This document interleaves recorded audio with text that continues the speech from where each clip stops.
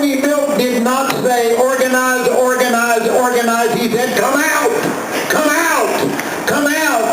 Because if enough of us come out, enough of us have enough influence to win any referendum.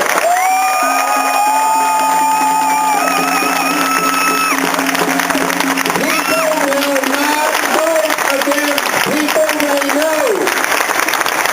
So Mother Hill is changing the rules here and now. If your spouse is here, Jackson, come join them on this stage. Our relationships cannot remain in the closet anymore. If your spouse is here, Ricky, come join your spouse. We're coming out of the closet with our relationships because if we don't value our relationships, how the hell do we expect them to?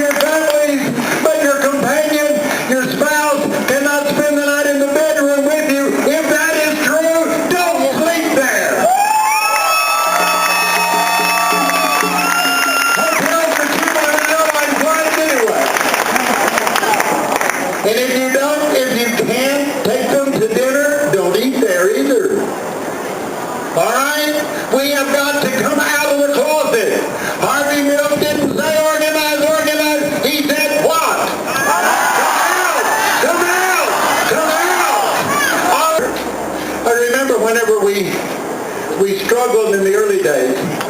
I kept wondering, why is this important to other people? Well, let me explain the arc of American history for our government and our society.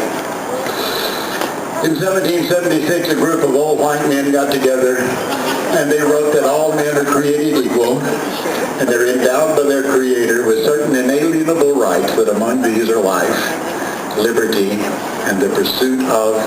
They finally decided on happiness. After going through property and profit, happiness was the word they chose. People around that table owned slaves, so obviously men did not include slaves.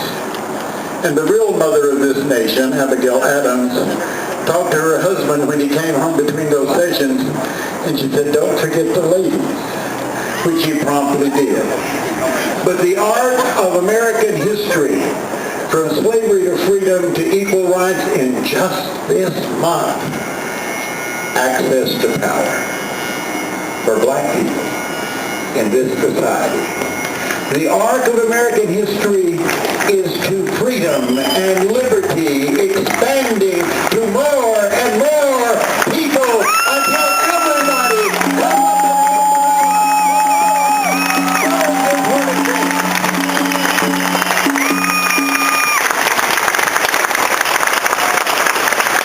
And so we are just the next logical step of that arc of freedom.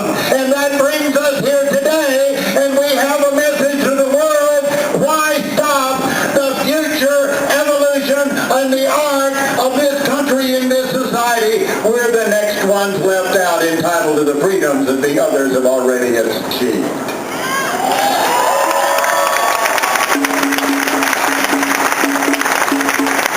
In Athens, there was an old man. He was an embarrassment to his friends. He was ill-shaped, big-mouthed, annoying. He said embarrassing things all the time. Nobody wrote it down. He didn't write it down. He couldn't afford papyrus or parchment, so he scratched it in the sand. His name was Socrates. And because he was outspoken and annoying, ultimately they gave him a choice. They said, "How do we punish you for being the embarrassing old fart that you are? Any resemblance to present company, please be ignored." And he thought free lunch was punishment enough. But they said, "You will be banished or you will die." chose death over banishment. His axiom is appear to be what you wish to be and thereby become it. I admonish you in your relationships, and Deborah, in your search of one, I admonish you, if you want to be free people and equal people, appear to be free people and equal people.